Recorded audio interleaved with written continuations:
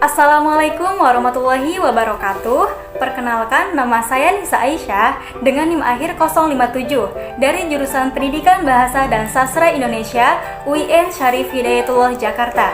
Pada kali ini, saya akan memaparkan laporan bacaan terkait jurnal yang saya pilih, yaitu dengan judul Sikap Berbahasa Para Remaja Berbahasa Sunda di Kabupaten Bandung, suatu kajian sosiolinguistik oleh Wagiati Sugeng Rianto dan Wahya dari Fakultas Ilmu Budaya Universitas Pajajaran. Laporan bacaan yang akan saya paparkan meliputi latar belakang, metode, teori, dan hasil penelitian. Nah, yang pertama ada latar belakang. Latar belakang ini ada pada pendahuluan, yang dimana pada latar belakang biasanya memuat gagasan ataupun argumentasi terhadap alasan suatu topik yang dipilih untuk dijadikan penelitian. Permasalahan yang akan diteliti, membahas penelitian yang pernah dilakukan oleh peneliti sebelumnya, mengungkapkan bukti, data, fenomena, dan pendapat dari para ahli, dan tujuan penelitian, serta saran alternatif ataupun solusi terhadap topik dari permasalahan yang akan dibahas. Baiklah, berikut adalah latar belakang penelitian terkait sikap berbahasa para remaja berbahasa Sunda di Kabupaten Bandung. Sikap terhadap bahasa menjadi hal yang sangat penting yang harus menjadi pertimbangan di dalam perencanaan bahasa. Jika hal ini tidak diperhatikan, maka perencanaan bahasa yang menempatkan bahasa Indonesia sebagai bahasa yang unggul dari bahasa daerah dan bahasa daerah sebagai unsur yang terpenting dalam suatu kebudayaan di daerah manapun tidak akan terwujud. Bahasa daerah yang menjadi bahasa ibu dapat mencerminkan jati diri kelompok penuturnya dalam membangun dan mengembangkan kebudayaan daerahnya. Oleh karena itu, bahasa daerah merupakan salah satu unsur kebudayaan yang harus dilestarikan, dipertahankan, dan diberdayakan. Di antara upaya pelestarian bahasa daerah, selain peningkatan mutu bahasa dan penggunaannya, serta pemantapan sistem bahasa, hal yang tidak kalah penting adalah peningkatan kepedulian masyarakat tutur bahasa.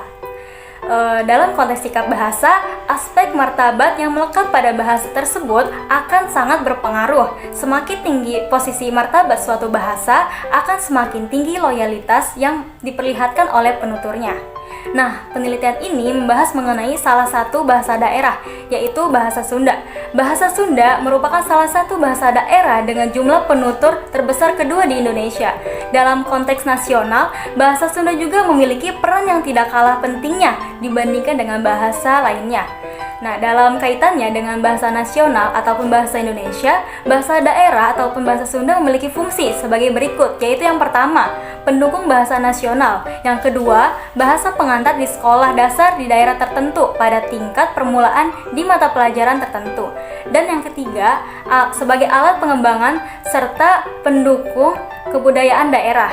Sementara itu, dalam kaitannya sebagai bahasa daerah, bahasa Sunda memiliki fungsi sebagai berikut. Yang pertama, yaitu sebagai lambang kebanggaan daerah. Yang kedua, lambang identitas daerah. Dan yang ketiga, alat perhubungan di dalam keluarga dan masyarakat daerah. Pada masa remaja, jika ditinjau dari segi perkembangannya merupakan masa kehidupan yang paling menarik dan mengesankan. Masa remaja menjadi masa yang mempunyai ciri utama antara lain petualangan, pengelompokan, dan juga kenakalan. Gejala ini terlihat juga di dalam bahasa yang digunakan oleh mereka. Oleh karena itu, tidak heran jika kita menemukan ada gejala-gejala lingual tertentu yang ada pada remaja. Yang menjadi menarik adalah ketika kita membahas para remaja dengan mengaitkan pada sikap bahasanya. Pada masanya nanti akan terlihat bagaimana sikap para remaja terhadap bahasa daerah yang kebanyakan menjadi bahasa ibunya. Nah, berdasarkan uraian pemaparan tadi, terdapat beberapa permasalahan-permasalahan, di antaranya yaitu yang pertama, bagaimana penggunaan bahasa Sunda oleh para remaja di Kabupaten Bandung. Dan yang kedua, seberapa positifkah sikap para remaja berbahasa Sunda di Kabupaten Bandung terhadap bahasa Sunda. Adapun tujuan penelitian ini diharapkan mampu mendokumentasikan dan menginterpretasi berbagai hal perkembangan bahasa Sunda, khususnya sikap bahasa para remaja berbahasa Sunda di Kabupaten Bandung. Dengan demikian, dapat diketahui bagaimana sikap bahasa yang ada pada remaja berbahasa Sunda di Kabupaten Bandung. Dan yang kedua yaitu ada metode. Data yang dianalisis merupakan data lingual yang diperoleh dari responden melalui metode wawancara langsung dengan informan di lokasi penelitian. Nah, wawancara dilakukan dengan menggunakan instrumen berupa daftar tanya yang berisi seputar situasi percakapan dan bahasa yang digunakan untuk menjaring pengakuan responden. Data yang diperoleh akan diisi dengan angka 2 yaitu bahasa Sunda dan angka 1 yaitu bahasa Indonesia. Nah, yang berkaitan dengan penggunaan bahasa Sunda oleh para remaja di Kabupaten Bandung. Responden diambil secara purposif dari keluarga yang berdomisili di Kabupaten Bandung, berumur antara 10 hingga 60 tahun.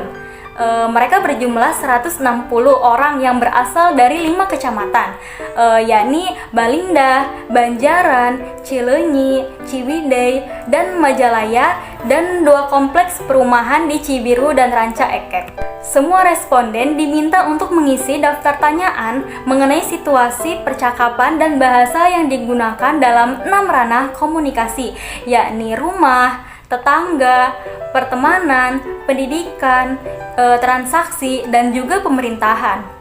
Pilihan bahasa yang ada dalam daftar tanyaan adalah bahasa Sunda dan bahasa Indonesia. Berkaitan dengan ranah percakapan, responden diminta untuk menentukan tingkat penggunaan bahasa mereka, yakni selalu ditandai dengan angka 20, kadang-kadang ditandai dengan angka 10, dan tidak pernah ditandai dengan angka 0. Selanjutnya yaitu yang ketiga adalah teori. Sosiolinguistik merupakan bidang ilmu antardisiplin antara sosiologi dan linguistik. Kedua bidang tersebut mempunyai kaitan yang sangat erat. Sosiolinguistik juga didefinisikan sebagai cabang linguistik yang mempelajari hubungan dan saling pengaruh antar perilaku bahasa dan perilaku sosial. Sementara itu, menurut Sumarsono dan Suwandi, sosiolinguistik adalah bidang ilmu yang meneliti interaksi antara dua aspek tingkah laku manusia, penggunaan bahasa dan organisasi tingkah laku sosial. Menurut Anderson, sikap bahasa merupakan tata keyakinan yang berhubungan dengan bahasa yang berlangsung relatif lama tentang suatu objek bahasa yang memberikan kecenderungan kepada seseorang untuk bertindak dengan cara tertentu yang disukainya. Anderson membagi sikap atas 2 macam, yaitu yang pertama, sikap kebahasaan, dan yang kedua yaitu sikap non-kebahasaan. Sikap kebahasaan dapat dikategorikan menjadi 2 sikap, yaitu sikap positif dan juga sikap negatif. Sikap positif yaitu sikap antusiasme terhadap penggunaan bahasanya. Jika ciri-ciri itu sudah menghilang atau melemah dari diri seseorang ataupun dari diri sekelompok orang anggota masyarakat tutur, berarti sikap negatif terhadap suatu bahasa telah melanda diri atau kelompok orang tersebut. Garvin dan Mathiot merumuskan 3 ciri sikap bahasa, yaitu kesetiaan bahasa, kebanggaan bahasa, dan juga kesadaran adanya norma bahasa. Keadaan dan proses terbentuknya sikap tidak jauh dari proses terbentuknya sikap pada umumnya. Lambert menyatakan bahwa sikap itu terdiri atas 3 komponen, yaitu komponen kognitif, komponen afektif, dan juga komponen konatif. Sikap bahasa merupakan sikap manusia secara positif atau negatif terhadap bahasa, dialek, logat, dan penutur bahasa yang berlainan. Sikap bahasa tidak saja ditunjukkan dalam penilaian objektif terhadap ciri-ciri penutur, tetapi juga dalam penilaian objektif terhadap nilai estetika dan betapa standar serta praktikalnya suatu variasi bahasa. Sikap bahasa adalah posisi mental atau perasaan terhadap bahasa sendiri atau bahasa orang lain. Adapun hasil penelitian mengenai sikap berbahasa para remaja bahasa Sunda di Kabupaten Bandung, yaitu secara keseluruhan para remaja berbahasa Sunda di Kabupaten Bandung menampilkan sikap bahasa positif pada hampir ranah komunikasi dengan berbagai situasi percakapan. Sikap tersebut bisa dilihat dari diagram penggunaan bahasa oleh para remaja di Kabupaten Bandung berikut ini. Meskipun demikian, dalam praktiknya sering juga terjadi gejala-gejala lingual seperti alih kode dan campur kode. Pada diagram tersebut terlihat rata-rata penggunaan bahasa oleh para remaja di Kabupaten Bandung pada 6 ranah komunikasi. pada beberapa ranah komunikasi seperti pendidikan dan pemerintahan, para remaja lebih sering menggunakan bahasa Indonesia daripada bahasa Sunda. Sedangkan pada ranah lainnya seperti kekeluargaan, kekariban, ketetanggaan, dan transaksi, mereka masih lebih sering menggunakan bahasa Sunda daripada bahasa Indonesia. Sikap bahasa yang ditunjukkan oleh para remaja berbahasa Sunda di Kabupaten Bandung pada ranah kekariban menampilkan sikap bahasa yang paling positif dengan nilai rata-rata mencapai angka 1,77. Adapun pada ranah pendidikan, sikap bahasa para remaja berbahasa Sunda di Kabupaten Bandung menampilkan sikap bahasa paling negatif dengan nilai rata-rata hanya pada angka 1,11. Dari artikel yang telah saya baca dan saya laporkan ini, saya tertarik dengan bahasan dan penelitian yang dilakukan oleh Wagiati, Sugeng Rianto, dan Wahya dari Fakultas Ilmu Budaya Universitas Padjadjaran dengan judul Sikap Berbahasa Para Remaja Berbahasa Sunda di Kabupaten Bandung. Karena sikap bahasa itu salah satu hal yang penting dan menarik untuk diteliti. Oleh karena itu, saya ingin membuat dan melakukan penelitian terhadap artikel yang berjudul Sikap Berbahasa Para Remaja Berbahasa Sunda di Kabupaten Serang. Artikel penelitian yang dibaca dan dilaporkan ini memiliki keterkaitan dengan judul penelitian yang akan diteliti ataupun buat, karena sama-sama meneliti sikap bahasa para remaja di suatu daerah tertentu. Yang membedakan hanyalah pada objek penelitian dan juga pembedaan sedikit terkait latar belakang, teori, dan juga metode penelitian.